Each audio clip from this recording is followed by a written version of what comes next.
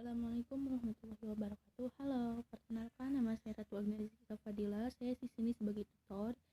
Dan saya di sini ditemani 4 orang rekan teman saya. Yang pertama ada David Davrilia, yang kedua ada Nurel Ramadhani, yang ketiga ada Rita Safira, dan yang keempat ada Siti Septi.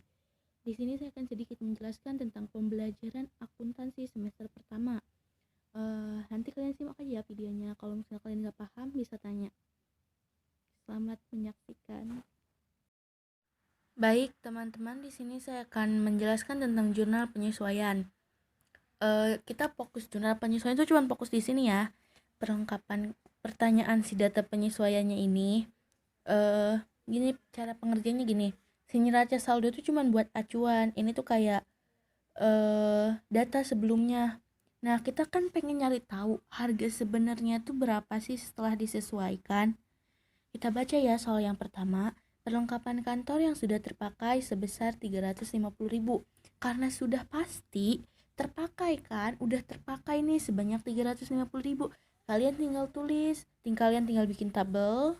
Seperti ini tabelnya. Nah, yang pertama itu kan tadi dia apa perlengkapan, kita tulis beban perlengkapan 350.000 simpan di debit dan perlengkapan 350.000 simpan di kredit. Nah, kalau misalnya ininya tersisa, bagaimana cara mengerjakannya? Misalnya seperti ini soalnya. Perlengkapan kantor yang tersisa selama 1 tahun adalah 350.000. Nah, kalian gak usah pusing teman-teman. Kalian tinggal lihat nih ke neraca saldo yang ini. Perlengkapan kantor berapa sih? 675.000. Dan selama 1 tahun itu tersisa tinggal cuman 350.000.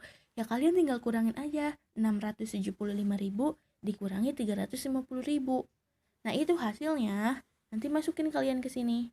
Kan 675.000 dikurangi 350.000 berapa tuh? Jadi 265.000 ya.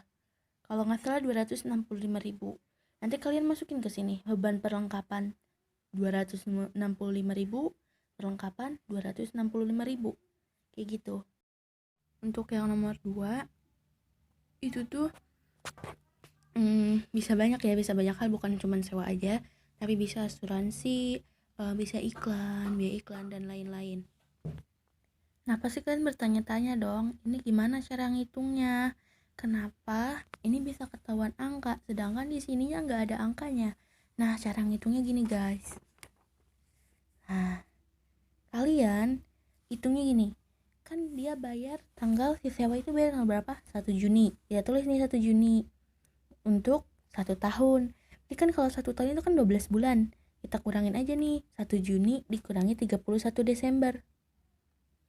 Itu kan berarti 1 bulan itu sudah sampai Desember kan? 1 tahun itu berarti kan sampai bulan Desember, sampai Desember. Ya kita kurangin aja. Si tanggal dia bayar, kita kurangin sampai sampai akhir tahun. 1 Juni dikurangi 31 Desember berapa? Kita hitung. Juni kan awal Juni bayarnya, kita hitung dari mulai Juni, Juli, Agustus, September, Oktober, November, Desember, 7 bulan. Berarti dia udah bayar, dia tuh baru pakai selama 7 bulan. Nah, 7 bulan kan dia ini dibayarnya untuk 1 tahun guys.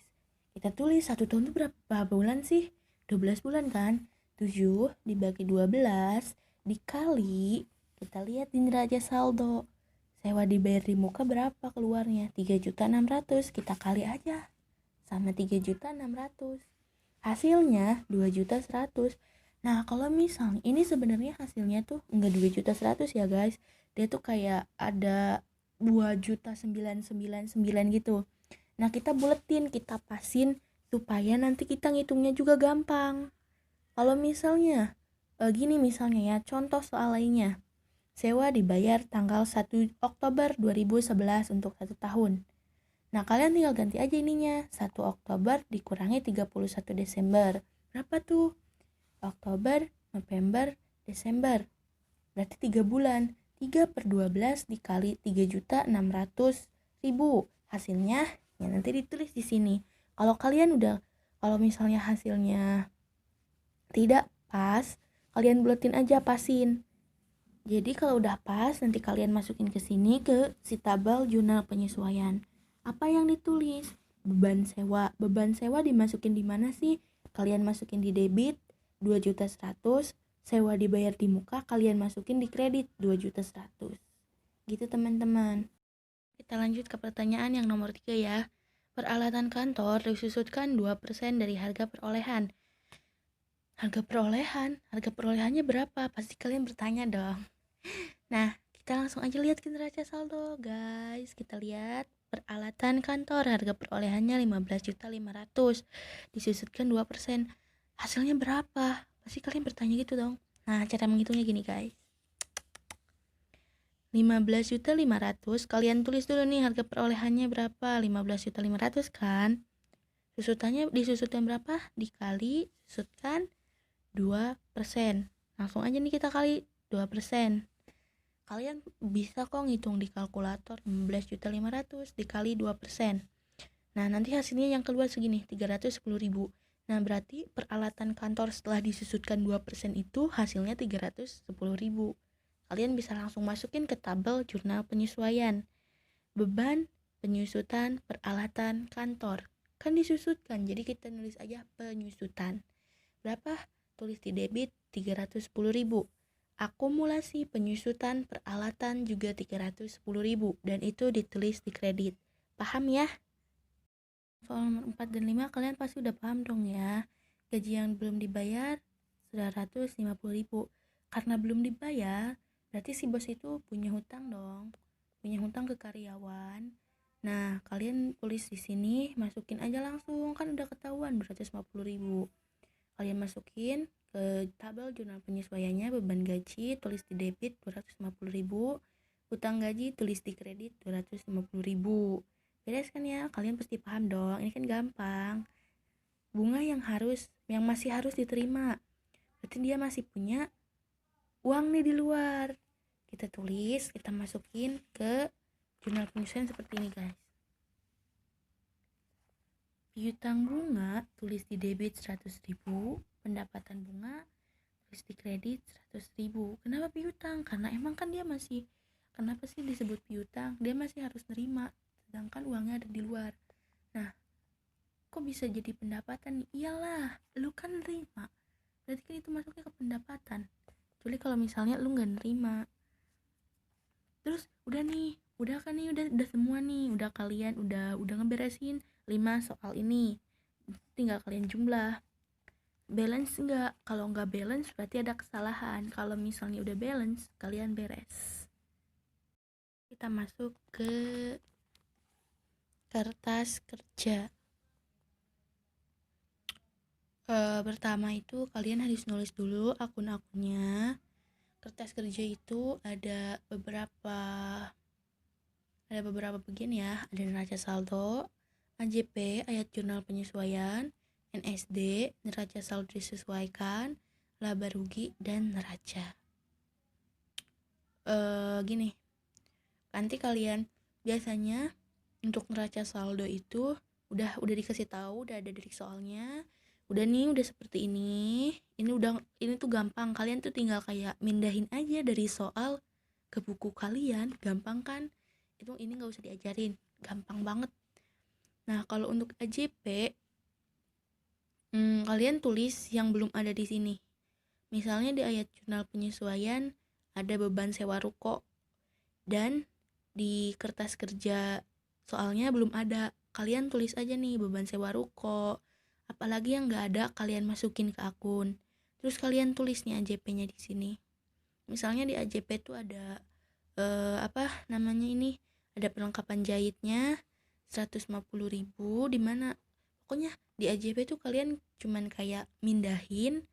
Dan kalau misalnya ada kayak, kan yang tadi tuh yang awal tuh kita ada perlengkapan jahit yang kayak gitu-gitu, kalian ikutin aja, disimpannya di debit atau kredit. Kalau misalnya disimpannya di kredit, ya tulis kalian kredit. Kalau di debit, kalian tulis di debit. Kayak gitu. AJP tuh pacuannya sama ayat jurnal penyesuaian, itu pacuan AJP ya. Gampang kan? Kalau misalnya nanti nggak ngerti, kalian bisa tanya ya. Kalau buat NSD, neraca saldo disesuaikan, itu cuma tinggal dikurang tambah kalau ada lawannya. Kalau nggak ada, kalau kan kayak gini nih, ini nggak ada tuh, AJP-nya kosong kan, si kas tuh. Ya kalian tinggal pindahin aja lah, nggak usah pusing-pusing, pindahin aja langsung ke sini. Nggak ada lawannya, kosong, pindahin. Ini ada lawannya, gimana? Kalau misalnya neraca saldo, di neraca saldo sini kan di debit 750.000, di AJP sini di kredit. Kalian kurangin. Kalau misalnya beda, kalian kurangin 600, berarti sisanya 600.000. Simpan di debit. Kenapa bisa disimpan di debit? Karena si ini di debit, si perlengkapan jahit itu lebih besar yang di debit daripada yang di kredit. Terus kalau misalnya sama gimana? Kalau misalnya sama, kayak gini, akumulasi penyusutan sama-sama disimpan di kredit, ya kalian tambahin. Intinya kayak gini, kalau beda dia dikurang, kalau sama dia ditambah, kayak gitu guys. Ini akumulasi penyusutan di neraca saldo di kredit, di HJP juga di kredit 250.000. Ya kalian pindah, tambahin aja di tengahnya, 500 tambah 250, simpan di NSD. Dimana nih kolomnya, ya ikutin lah di kredit, jangan dipindah-pindah, tulis di kredit 750.000. Ya kalian tuh harus nyesuaiin dari awal tuh dia di mana. Kalau misalnya dikurang, baru kalian gimana ini, kalau misalnya ada yang kayak gini nih, beda dari kurang, disimpannya di mana, kalian lihat aja lebih besar siapa. Kalau misalnya lebih besar si debit, simpan di debit. Kalau misalnya lebih besar di kredit, simpan di kredit, gitu guys. Nanti oh ya lupa, nanti setiap tabel ini neraca saldo, AJP, NSD kalian jumlahin. Kalau udah balance hasilnya, ya berarti udah benar. Tapi kalau misalnya belum balance atau belum sama hasilnya ini, kalian ulang lagi. Kalian cari lagi, pasti ada kesalahan. Oke, ini gampang ya. Ini tuh tinggal buat ngejumlahin neraca saldo disesuaikan tuh pasti gampang lah. Kalau nggak ada lawan, kalian tinggal pindahin. Kalau ada lawan, kalian bisa kurang, bisa tambah, tergantung lawannya. Untuk laba rugi, gimana untuk laba rugi? Kalian nggak usah bingung. Nih aku kasih tahu ya, laba rugi yang dimasukin tuh cuman akun pendapatan sama akun beban aja. Maksudnya gimana? Nih kita lihat. Di sini ada pendapatan apa aja? Pendapatan jasa, pendapatan bunga, beban gaji, beban listrik, beban bunga, beban sewa, beban. Nah dari sini sampai ke pendapatan jasa, kalian masukin ke laba rugi.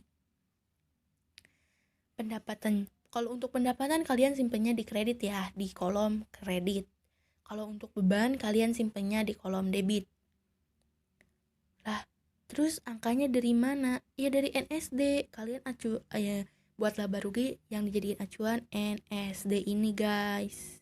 Itu kan NSD ini siapa sih beban gaji 1.200.000. Ya kalian tulis aja di sini 1.200.000 di laba rugi. Tuh guys, kelihatan kan? Tuh. Salah kan? Nah, gini doang guys. Jadi, di laba rugi ini biasanya hasilnya nggak balance.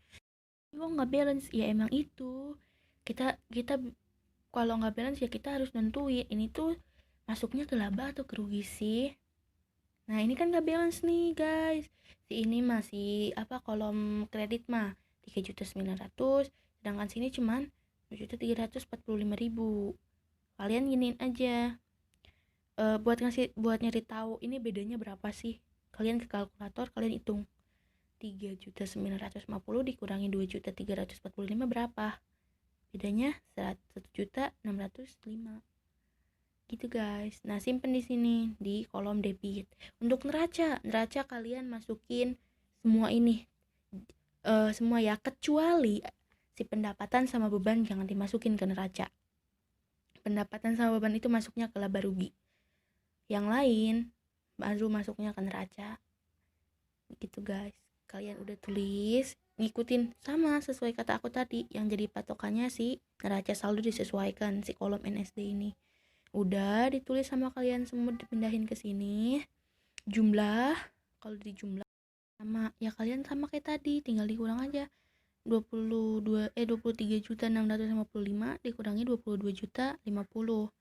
Nah hasilnya sama kan tuh, sama kan ya, 1.605.000 1.605.000 ini juga.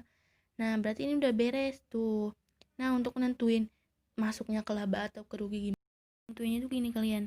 Kalau misalnya dia lebih besar pendapatan itu kan kredit nih lebih besar nih. Itu masuknya ke laba. Tapi kalau misalnya dia lebih besar bebannya misalnya lebih besar, si ininya kecil. Itu masuknya ke rugi. Gitu guys, buat nentuin ini laba atau rugi. Gampang kan? Semangat, kalian pasti bisa. Lanjut ke laporan keuangan perusahaan jasa. Kenapa nggak jurnal penutup dulu? Soalnya jurnal penutup nanti yang dijadiin acuan si laporan keuangan guys. Ini oke. Laporan keuangan itu yang jadiin acuan apa? Ya nanti yang laporan keuangan yang dijadiin acuan si kertas kerja ini gitu guys. Jadi akuntansi itu kayak saling melengkapi. Kalian jangan lupa ya tulis ininya di atasnya. Namanya apa nih? Kalau misalnya namanya Permata Taylor, kalian tulis aja Permata Taylor. Laporan laba rugi, tulis tanggalnya. Pokoknya ini juga penting, kalian jangan lupa tulis. Kita di sini mau nelaah laporan laba rugi, dapatnya laba atau dapat rugi nih dia. Kita lihat pendapatan berapa? 60 juta. 60 juta 625 tuh ya pendapatan. Kalian lihat nih di sini di kolom laba rugi di bagian kertas kerja. Dah tulis semua di sini. Kan di kolom laba rugi itu cuma ada pendapatan sama beban doang. Ya udah kalian masukin aja pendapatan beban. Itu dimasukin kayak gini guys. Nanti kalian tambahin, si ini tambahin. Nah, ini hasilnya ya 30 juta 430 ribu. Nanti dikurangin, si ini dikurang ke sini. Nah, ini hasilnya. Laba. Kalau misalnya hasilnya nggak nggak kekurangan, dia adalah laba. Tapi kalau misalnya si bebannya lebih besar sedangkan si pendapatannya kurang, berarti itu hasilnya rugi. Karena ini hasilnya positif, tidak tidak rugi, tidak kurang, berarti dia hasilnya adalah laba. Nah, udah guys, paham ya laporan laba rugi? Paham lah. Nah, untuk yang kedua apa nih? Laporan perubahan modal. Ingat ya, ininya harus ditulis. Kalian tinggal cari aja modal awal. Di sini pasti ada kok modal awal. Modal Raiger tuh 29 juta modal awalnya. Nah, kita tulis di sini labanya berapa? Kita tulis ini laba 23 juta. Prive-nya berapa? Kita lihat prive-nya 5 juta. 5 jutaan nih, 5 juta 200 prive-nya. Kalian tulis 5 juta 200. Nah, kalian gak usah ribet, kalian langsung aja kurangin laba sama si prive ini. Dikurangin. Nah, hasilnya ini nanti penambahannya di sini. Kenapa kok? Kan tadi labanya segini, ya kan udah dikurangin sama si prive. Jadi hasilnya segini. Segini kalian tambahin sama modal awal. Nah, modal akhirnya segini. Nah, untuk neraca kalian nih masukin ini. Ini kan harta lancar itu ada kas, piutang, perlengkapan, asuransi dibayar di muka. Mau asuransi pokoknya yang dibayar di muka itu masuk ke harta lancar. Kalau kewajiban utang gaji, utang usaha, pendapatan dibayar di muka. Utang dan pendapatan ya kewajiban tuh. Kalau harta tetap, peralatan, akumulasi, penyusutan.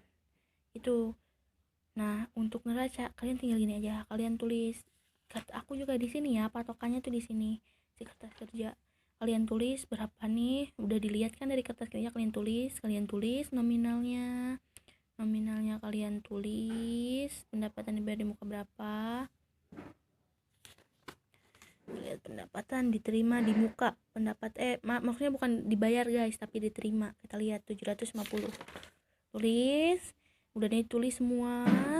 Udah ditulis. Ini tambahin, ini hasilnya. Tambah. Ini enggak apa? Ini misalnya ini hasilnya segini, tapi ini lebih besar. Nah, nanti kalian si ini sampai ke sini kalian tambah, nanti dikurang sama si ini. Pasti hasilnya segini. Si kas, piutang, perlengkapan, asuransi diterima di muka kalian sama si peralatan kalian tambah. Udah gitu kalian kurangi akun penyusutan. Nanti hasilnya segini, guys. Akhir nih, guys. Jurnal penutup itu cuman menutup akun pendapatan, akun beban, menutup akun ikhtisar laba rugi ke akun modal, sama menutup akun prive ke akun modal. Nah, ininya kayak gini doang guys. Pendapatannya kita lihat aja pendapatan dari tadi itu berapa, kan 60 juta 625. Di debit kan, pasti di debit. karena disimpannya di awal kita terus di debit. Nah si ikhtisar laba rugi tuh cuman ngikutin aja guys, tuh ngikutin kan, sama kan, cuman disimpannya di kredit. Nah ini beban kalian masukin tuh. Kok ini bisa segini, ikhtisar laba ruginya kok bisa segini, ya lu tambahin aja ini semua pasti hasilnya segini kok. Nah si ini tambahin si beban pasti hasilnya segini. Nah yang ini juga ikhtisar laba rugi, ngikutin aja sama modalnya berapa. Ini yang dipakai, kita pakai modal pemilik ya, memakai modal pemilik, modal raiser itu di sini. Ini juga sama, private pemilik. Maaf sepertinya aku salah tulis ya, yang itu harusnya 29 juta. Tapi di sini aku malah nulis berapa tadi? 23 juta 195, harusnya 29 juta. Ini nanti kalian jumlah deh, kalau hasilnya udah balance beres. Terima kasih. Oke, semangat, bisa. Kalau misalnya kalian gak ngerti, kalian bisa tanyain ke aku. Kalau misalnya kalian gak ngerti ini kenapa bisa ikhtisar laba rugi, aku juga sebenarnya kurang paham. Aku soalnya ngikutin dari video itu guys. Terima kasih.